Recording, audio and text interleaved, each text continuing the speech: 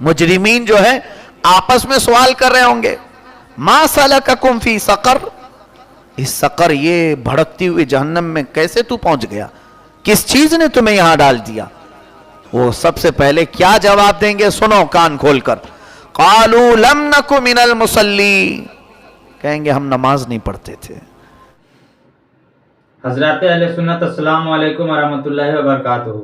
میں آپ کا میزبان اسرار قادری اور آپ دیکھ رہے اسرار قادری نیٹ ورک کے پلیٹ فارم سے۔ ناظرین کرام، آج کی جو ہمارے موضوع ہے نا وہ جنت اور جہنم کے حوالے سے ہے۔ یقیناً حضرات اس بیان کو سننے کے بعد آپ کا ایمان تازہ ہو جائے گا، اور جو آپ گناہوں میں ملوث ہیں اس گناہوں سے آپ محفوظ رہیں گے انشاءاللہ۔ ناظرین کرام، اس بیان کو سننے کے بعد آپ کا دل باغ باغ ہو جائے گا کہ کون لوگ جنت میں جائیں گے اور جہنم میں جانے والے کون لوگ ہیں۔ اسی کے حوالے سے آج یہ بیان سننے جا رہے ہیں، مفتی سلمان اجہری صاحب کا یہ بیان ہے۔ تو چلیے حضرات بیان کو شروع کرتے ہیں، آپ حضرات بیان کو سماعت فرمائیں۔ سورہ معارج میں ایک بات جو ہمارا دل ہلا دیتی ہے، قیامت کے دن مولا فرماتا ہے فَأَمَّا مَنْ أُوتِيَ كِتَابَهُ بِيَمِينِهِ فَيَقُولُ هَا اقْرَءُوا كِتَابِيَهْ، قیامت کے دن کچھ لوگ ایسے ہوں گے جن کے سیدھے ہاتھ میں نامہ اعمال دیا جائے گا، بیمینی، تو وہ کہے گا ہاں اب یہاں پڑھو جو کچھ بھی ہے، انی ظننت انی ملاق حسابیہ فہو فی عیشت راضیہ فی جنت عالیہ قطوفها دانیہ کلوا واشربوا ہنیئا بما اسلفتم فی الایام الخالیہ۔ یہ پورا نامہ اعمال سیدھے ہاتھ میں دیتے ہی اسے کتنی بشارتیں دے دی گئیں کہ کیا میں تمہیں نہیں کہا تھا کہ قیامت کے دن تجھے میری ملاقات ہوگی، جا اب عیش کی زندگی گزار، ابھی سیدھے ہاتھ میں ملا ہے۔ اور اس کے بعد کیسی جنت میں جاؤ وہاں کے پھل ایسے ہیں کہ کبھی پرانے نہیں ہوتے، سڑن نہیں آتی۔ کلو وشربو ہنیئا، خوب مزے لے کر کے کھاؤ اور ہمیشہ ہمیش جنت میں رہو۔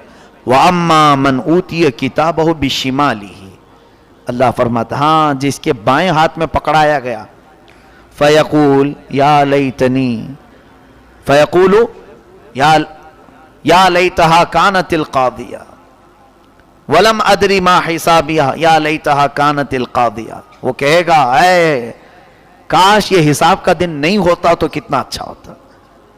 ما اغنا عنی مالیہ ہلک عنی سلطانیہ، ساری چیزیں میری دور ہو گئیں، آج نہ میرا مال مجھے فائدہ دے پایا، نہ میرا مقام دنیا کا، نہ میرے مرتبے، میری پوسٹیں، کچھ نہیں۔ یہاں پر جو لوگ یہ سمجھتے ہیں میں کسی بڑی پوسٹ پر ہوں، ان لوگوں کو ایک مفسر نے بہت اچھے انداز میں سمجھایا ہے۔ انسان کی ایک فطرت ہے، جب بڑی پوسٹ پر ہوتا ہے تو سوچتا ہے میں سب کر سکتا ہوں۔ تو اگر کسی کے دماغ میں یہ بیٹھی ہوئی ہے بات کہ آج کوئی پولیس ہے، آفیسر ہے، یا پھر کوئی اچھے مقام پر پوسٹ پر ہے، اور اس کے دماغ میں یہ فطور سوار ہے کہ مجھے دنیا کی ساری چیزیں حاصل ہیں، میں کچھ کر سکتا ہوں، تو ذرا ان لوگوں کو دیکھ لو جو ریٹائرڈ ہو چکے ہیں، آج ان کے عہدے انہیں کوئی فائدہ نہیں دے رہے ہیں۔ کوئی ریٹائرمنٹ اگر جس کا ہو چکا ہے، اب جیسے ہمارے ہاں کتنے ایسے پی ایم ریٹائرڈ ہو کر کے بیٹھے ہوئے ہیں، ان کی اب تصویر بھی نہیں دکھتی کہیں، جو پہلے پرائم منسٹر بھی رہ چکے، چیف منسٹر بھی رہ چکے، بہت سارے ایسے بیچارے ان کو سائیڈ لگایا گیا ہے۔ اب وہ کون سے گھر میں ہیں، کہاں ہیں، کیا کھا رہے معلوم نہیں، اور جب تک ہیں اب ان کے پیچھے پوری میڈیا لگی ہے، کب وہ ٹوائلٹ میں جا رہے ہیں وہ بھی خبروں میں آتا ہے، کب وہ غسل کر رہے ہیں وہ بھی خبروں میں، ناشتے میں کیا لے رہا ہے وہ بھی خبروں میں ہے۔ اتنا جس کے پیچھے ساری دنیا لگی تھی، اچانک یہ مقام و مرتبہ جاتے ہی اسے ایک ایسی کال کوٹری میں بھیج دیا گیا جہاں سے اس کی کوئی خبر ہی نہیں آتی، کوئی امید نظر نہیں آتی، کوئی صورت کی، ہر زنجیر میں 70 دانے ہوں اور اس سے اسے باندھ کر کے کھینچو۔ ثم فی سلسلۃ ذرعها 70 ذراعا فاسلکوہ، آگے اللہ فرماتا انہ کان لا یؤمن باللہ العظیم، یہ اللہ عظمت والے اللہ پر ایمان نہیں رکھتا تھا، ولا یحض علی طعام المسکین، اور کبھی مسکینوں کو کھانا نہیں کھلاتا تھا۔ فلیس لہ اليوم ہاہنا حمیم، اب کیا اس کو یہاں پر حمیم نہ پلایا جائے؟ حمیم وہی گرم پانی کھولتا ہوا جہنم کا۔ اللہ تعالیٰ نے یہ پورے مجرموں کی کیفیت بیان کی. آخر سورہ مدثر کی ایک بات سن لے. اللہ تعالیٰ فرماتا ہے جہنمیوں کو کھینچ کر جب ڈالا جا رہا ہوگا, یہ بہت پتے کی بات کر رہا ہوں, سب کے اپنے فائدے کی بھی. جب جہنمی پہنچیں گے آپس میں ایک دوسرے سے پوچھ رہے ہوں گے تو کیوں آیا, تو کیوں آیا. جیل میں قیدی پوچھتے ہیں ایک دوسرے سے تو کیا جرم کیا تھا جو آج تجھے جیل ہو گئی. قیامت میں بھی یہی ہوگا.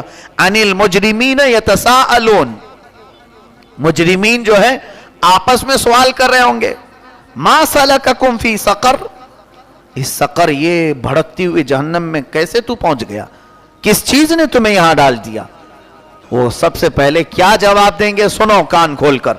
قالوا لم نک من المصلی, کہیں گے ہم نماز نہیں پڑھتے تھے اس لیے ہمیں ڈال دیا گیا. سب سے پہلے جو جہنم میں گریں گے لوگ وہ بے نمازی ہوں گے.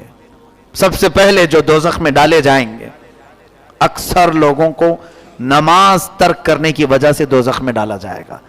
یہ سورہ مدثر کی آیات میں بتا رہا ہوں. اگر قرآن پر تمہارا یقین ہے تو نمازیں آباد کرو, یہ ورنہ بعد میں بہت خطرہ بڑھ جائے گا.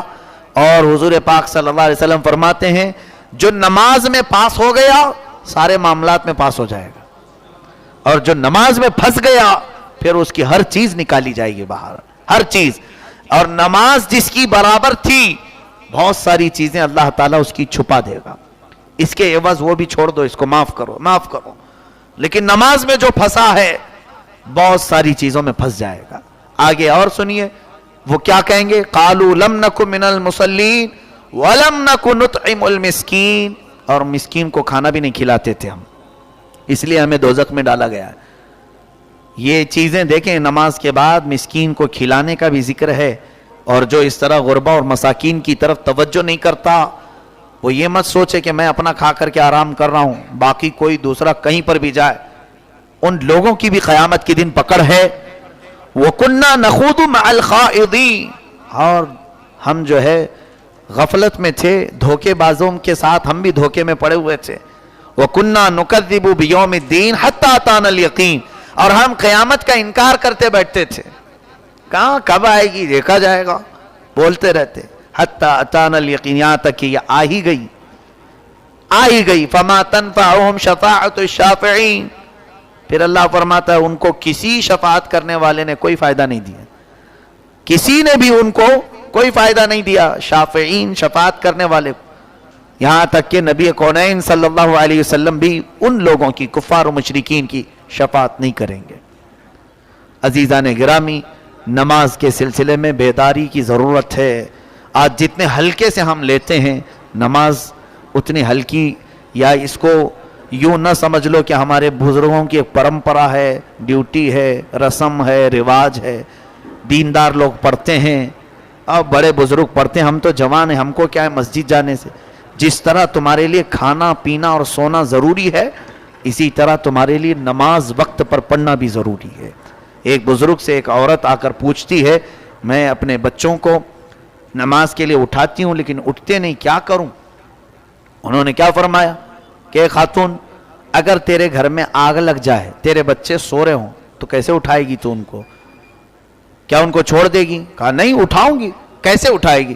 کہا پیر پکڑ کھینچوں, ہاتھ پکڑ کر کھینچوں, پانی ڈال دوں گی کہ جل نہ جائے میرے بچے. کہا بس یہی سوچ, قیامت کے جہنم کی آگ سے تجھے اپنے بیٹوں کو بچانا ہے تو اسی طرح اٹھایا کر. یوں ہی سوچ کہ تیرے گھر میں نہیں بلکہ پورے خاندان کو آگ لگ جائے گی اگر یہ تیرا بچہ نماز ترک کرتا ہے. یہاں سے پتہ چلتا ہے والدین کی بھی ذمہ داری ہے, اپنے بچوں کو اٹھاؤ. یہ سارے جو چھوٹے بچے ہیں ان کو عادت ڈالو فجر میں بھی آنے کی. الحمدللہ کثرت سے بچے ہمارے ہاں مسجدوں میں نظر آ رہے ہیں, لیکن یہ جیسے ظہر عصر مغرب عشاء میں بھرے رہتے ہیں, فجر میں کیوں نہیں. رمضان میں تو ابھی سحری میں اٹھتے ہیں, آ جاتے ہیں, کھانے کے لیے اٹھنا ہی ہوتا ہے, نہیں تو پورا دن مشکل جائے گا, اور فجر میں پڑھ کر کے سو لیتے ہیں. لیکن اس کے بعد کی جو نمازیں ہیں وہ تمہارا امتحان ہے. کوشش یہ کریں, اور یہ بھی حدیث پاک میں جس نے فجر پڑھ لی اس نے اپنے پورے دن کو مصیبتوں سے بچا لیا. اللہ اس کے ساتھ 2 فرشتوں کو بھیجتا ہے جو دن بھر اس کے لیے مغفرت کی دعا کرتے ہیں اور حفاظت کی دعا کرتے ہیں. اللہ تعالی ہمیں صلاۃ و صوم کی پابندیاں نصیب فرمائے، قرآن عظیم کی آیات پر عمل کی توفیق نصیب فرمائے، گستاخان رسول سے ہم سب کی حفاظت فرمائے۔ وآخر دعوانا ان ناظرین کرام، جیسا کہ آپ نے بیان سنا، یقیناً سننے کے بعد آپ کا ایمان تازہ ہو گیا ہوگا، دل باغ باغ ہو گیا ہوگا کہ جنت میں جانے والے لوگوں کے جب نام اعمال پکڑائے جائیں گے تو کس قدر خوش ہوں گے۔ لیکن حضرات، دوسری طرف یہ بھی ہے کہ جب جہنم میں جانے والے لوگوں کو نام اعمال پکڑایا جائے گا تو ان کی کیفیت کیا ہوگی۔